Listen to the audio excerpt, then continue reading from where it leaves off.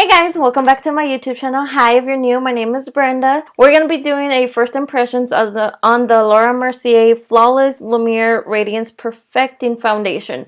Now, I just saw this at Sephora, so it did say new, so it is a new launch from them.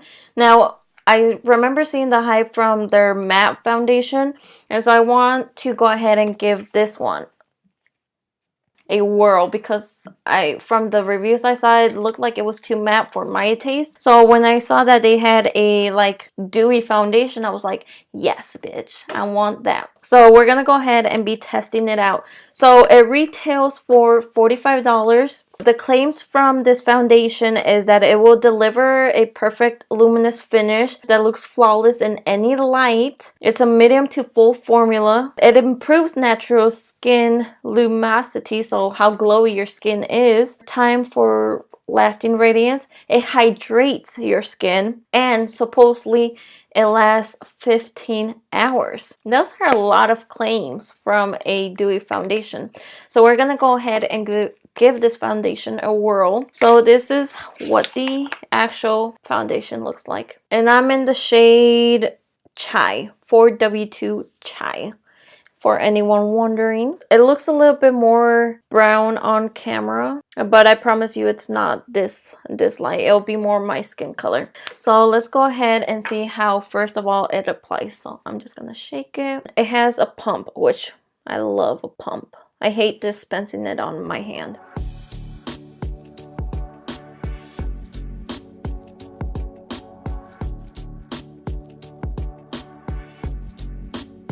Okay guys, so I don't like how it applied with the beauty blender, which that's weird because I always like how it applies with the beauty blender.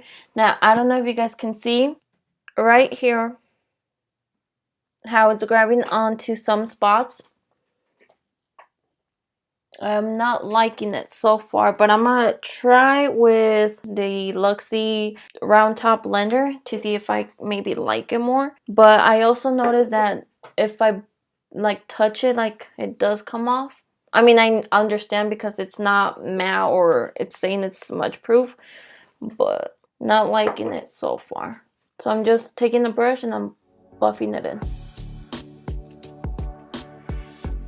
Yeah, I think it's going on much better with the actual brush versus the beauty blender. So I haven't seen anyone really talked about this foundation. So obviously I'm not gonna be biased about my opinion with this because I haven't seen any real reviews about the foundation. Okay guys, so I'm gonna go ahead and apply the rest of my face and then we'll be right back. Okay guys, so I'm gonna be honest, it's been like almost 3 hours since I did the foundation review. So I went ahead and straightened my hair and I did the full face like I said. So I've had some time for it to settle. Disclaimer, you did not straighten your hair for 3 hours. Well, no, disclaimer. I didn't straighten my hair for 3 hours. I ate seafood, which was spicy, so I put it through some heat.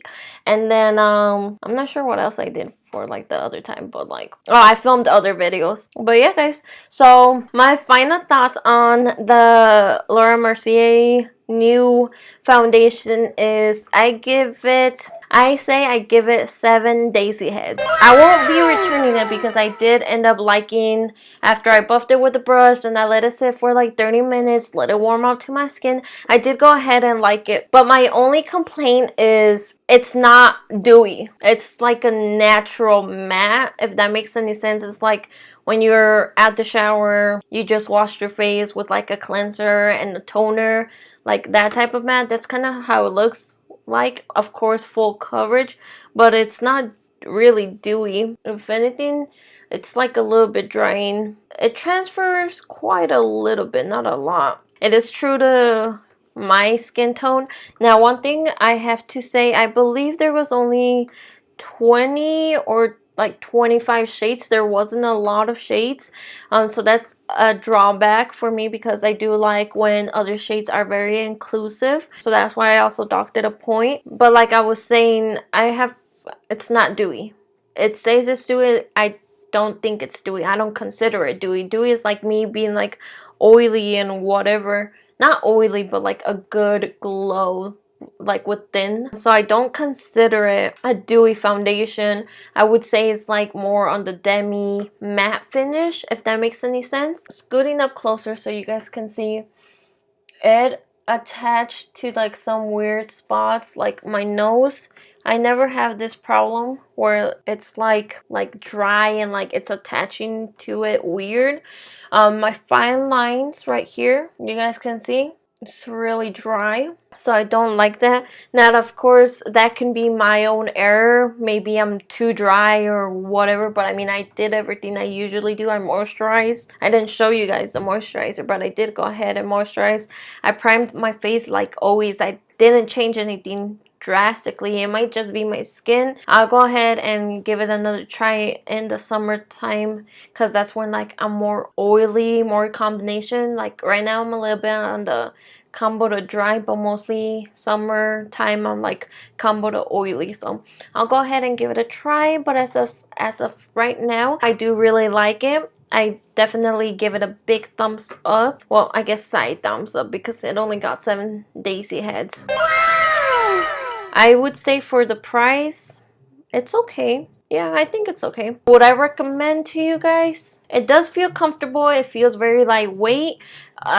Yes, it does, I guess, look natural. I don't look cakey. So yeah, guys, would I recommend to you guys? I would say go and swatch it in the store, or like ask for a sample for it. If you have combination skin, just because you might be dry or like you will be oily sometimes, I would recommend it to you guys. But if you have really dry skin, I would not recommend it, because it's gonna like grab onto patches really weird.